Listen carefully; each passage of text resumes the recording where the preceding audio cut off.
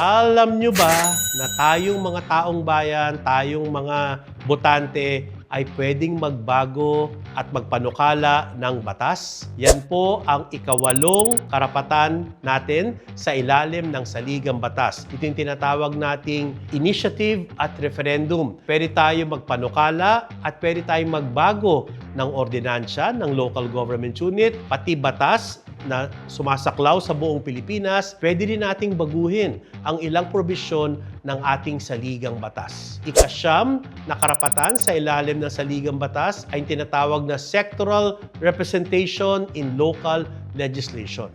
Ayon sa ating Saligang Batas, sa pagsasagawa ng batas at the local level, dapat po merong kinatawan mula sa women, labor, urban poor, at iba pang mga marginalized sectors. At bahagi po ng ating halalan ang tinatawag nating party list system. Ito'y ikasampung pagkakataon kung saan tayo pwedeng lumahok. Sa ilalim ng party list system, ang mga sektor, lalong-lalo na sa ating mga marginalized sectors, ay pwedeng maging bahagi ng ating House of Representatives. Sa ilalim ng Saligang Batas, 20% ng House of Representatives ay binubuo ng mga grupo, mga partido at sectoral parties na pwedeng manggaling sa ating sektor. Lahat po ng mga karapatang ito ay mahalagang ngayon dahil talamak po ang korupsyon sa ating bansa at pwede po nating gamitin ito sama-sama para labanan ang korupsyon. Kaya't hinihikayat po nating lahat